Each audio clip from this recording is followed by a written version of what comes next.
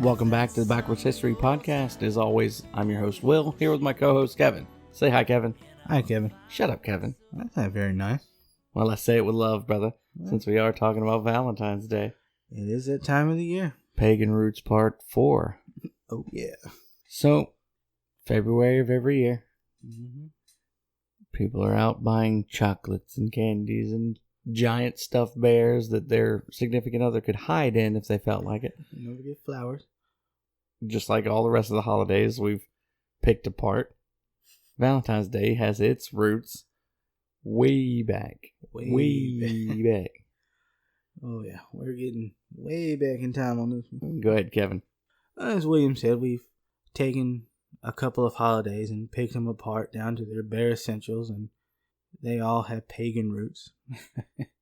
Valentine's Day is no different. Essentially, you have a pagan holiday with a festival that at the time of Christian conversion in Rome, you take the Greek or Roman god, replace it with a Catholic saint, and boom, brand new holiday. It's ours. It's ours. We didn't get it from anywhere else. It's ours. That's right.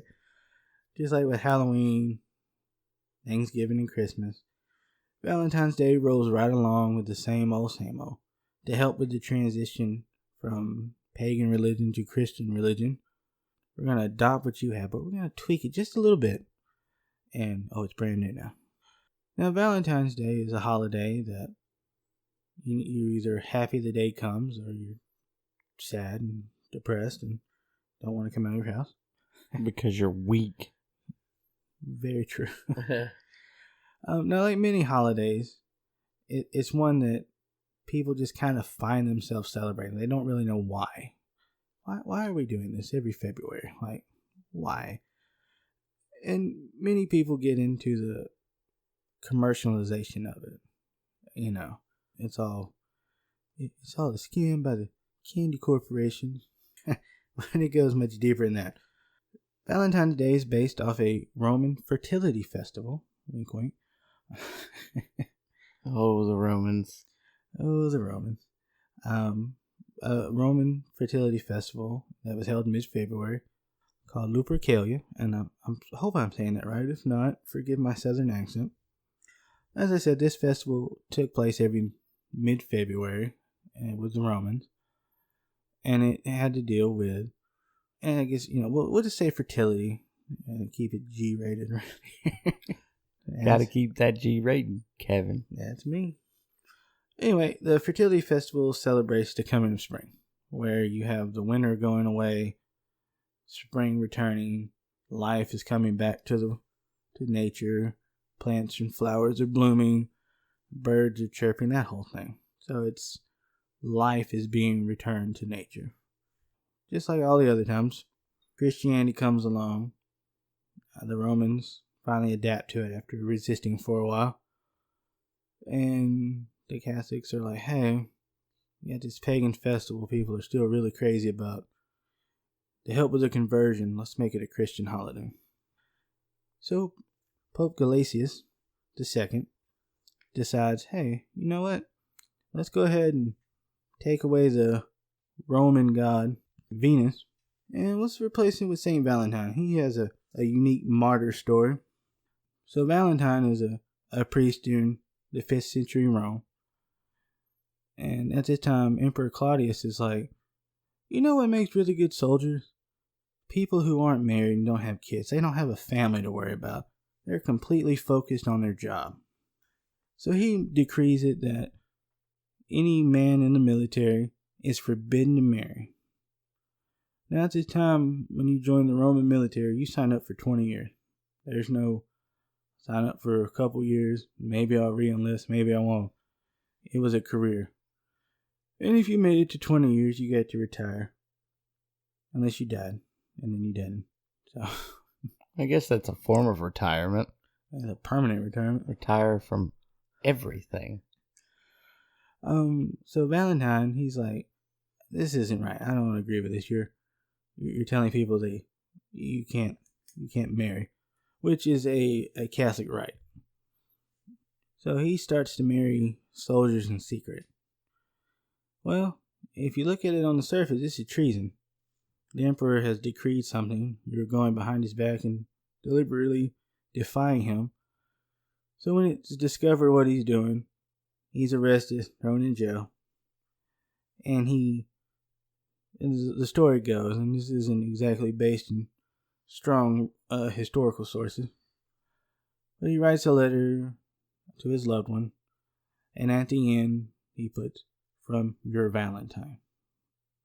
And that's where we get this tradition, supposedly, of sending, love notes and things to our Valentine. It's the one we choose. And so you fast forward a couple of centuries, and now you got England and France, and they're like, I've noticed in February that the birds start to mating again, and love is in the air, so to say. And so they too observed a Valentine-like holiday. And then you keep fast forward, and the Europeans come over to the New World and bring their tradition with them. And now we have Valentine's Day over here, and then the corporations are like, "Hey, I think I got an idea to make some money." To make money. Yeah. I believe this is Will's forte. You ever notice that at every financial quarter, I'm not talking about actual year quarter, not 12 months. Every financial quarter, there's just that one holiday where you just got to go out and spend money on stuff.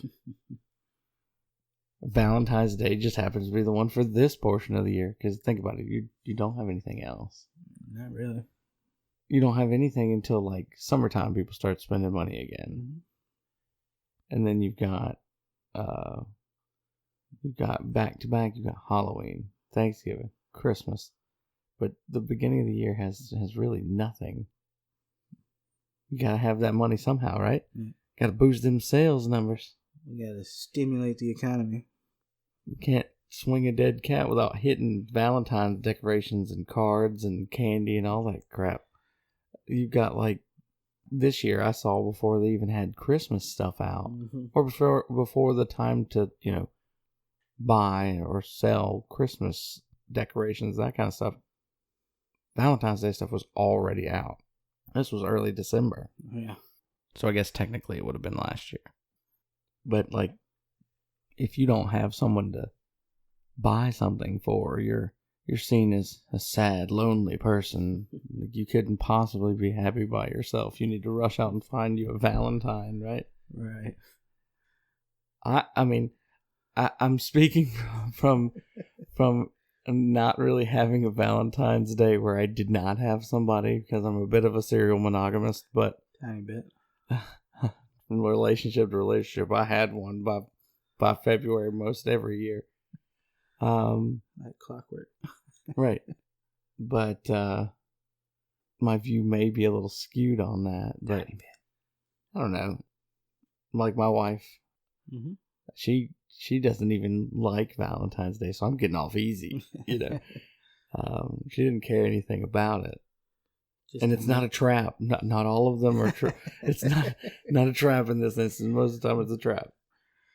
It loses, the significance if it's like a social pressure to have to do something on that day. Yeah, it's just an obligation, social obligation, as opposed to, you want to do something nice because you want to do something nice. Right, it's not spontaneous. It's not really romantic. I've known couples that they plan their Valentine's Day almost like birthday parties, they got a whole day planned of what they're going to do and where they're going to go, and they're going to take a lot of pictures. Don't get me wrong, I like doing that kind of stuff, but the kind of stuff that I do on Valentine's Day is stuff that I would just do randomly. So, well, yeah, it's it means more if it's just a spontaneous Tuesday in April, as opposed to February 14th. It's like, hey babe, you know what day it is? It's Tuesday. Get you some candy, take you to dinner. Right. It's not just on February the 14th. Right. And you can't help but be out on that day and see couples just fully committed to more or less being seen.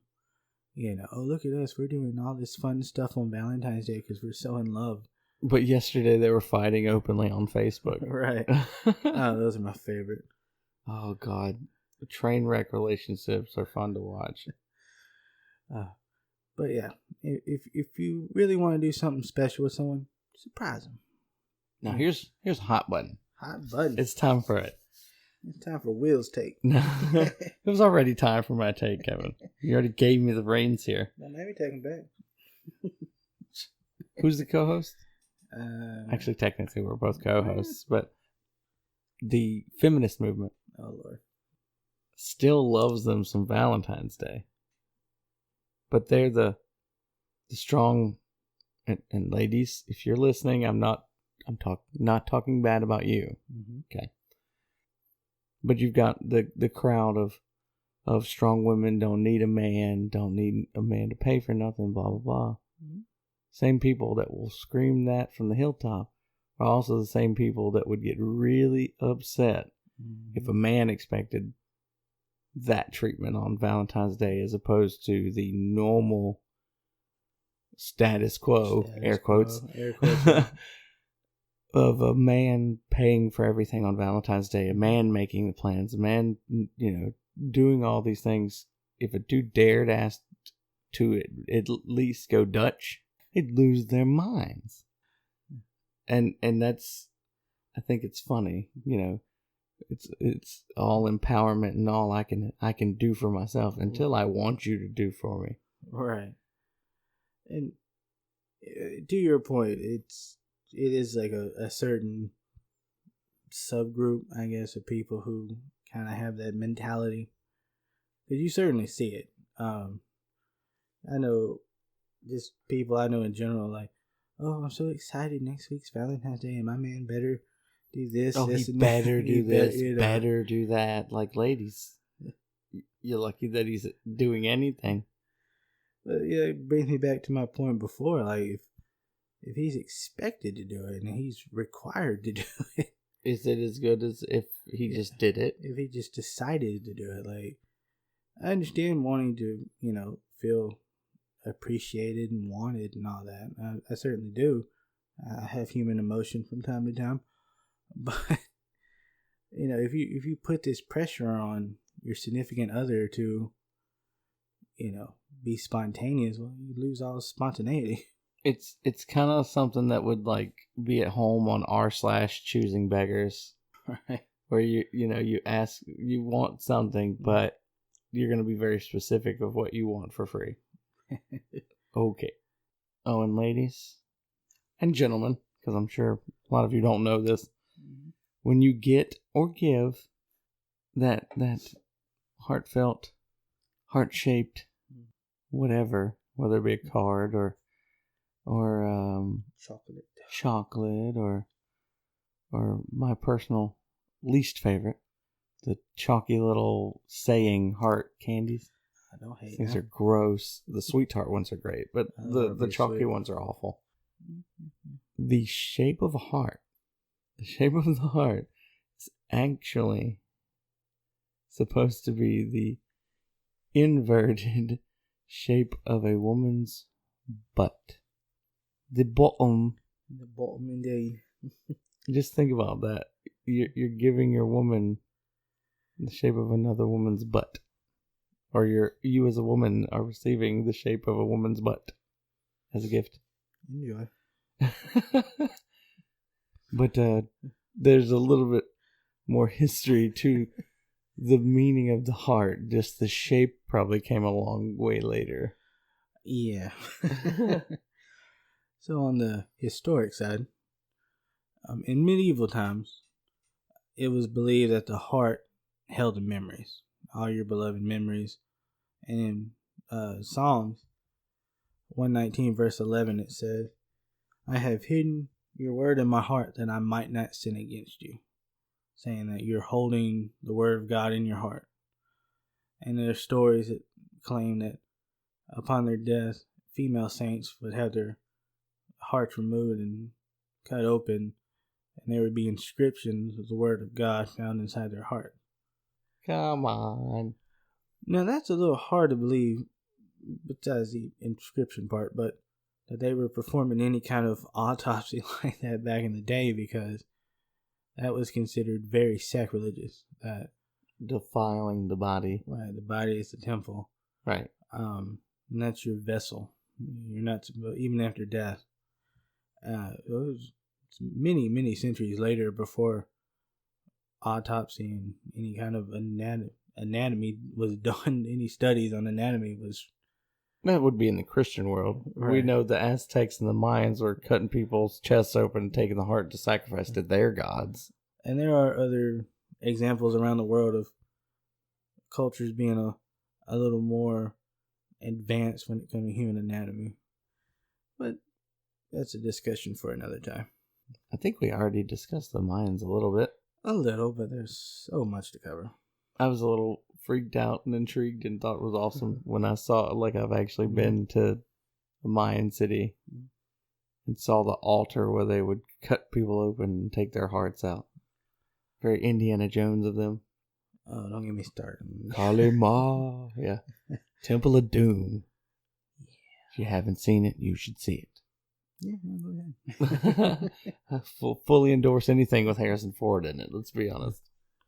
Speaking of things to endorse, don't forget to go give us a like and share on Facebook, Twitter, Instagram, wherever you can find us. Backwards History, some affiliate of that. And go give a look at Mike Ramsey music for the intro and outro. You know, another symbol, I guess it is associated with Valentine's Day. And it wouldn't be Valentine's Day without Cupid. Little baby flying around in a loincloth with a bow and arrow. Now, we found Cupid in Roman mythology.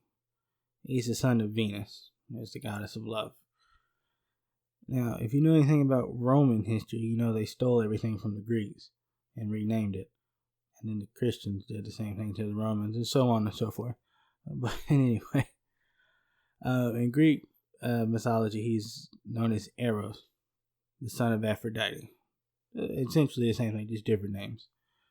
And he's associated with, very similar to his parents' love and being responsible for people falling in love. And then you fast forward, and he's still associated the bow and the arrow, and don't let Cupid find you, and he'll shoot you with an arrow, and you'll fall in love with the next person you meet, and so on and so forth. And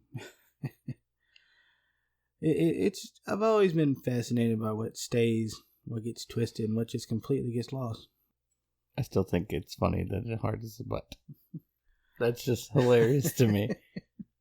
I mean, it's had some staying power, so I mean.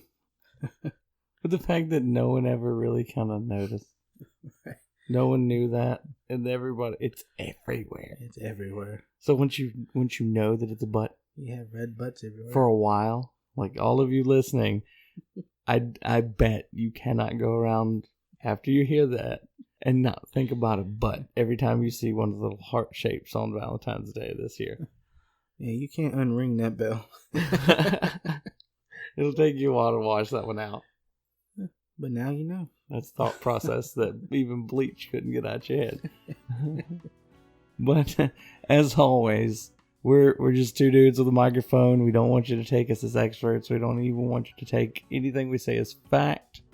We want you to do your own research, form your own opinions, trust, but verify.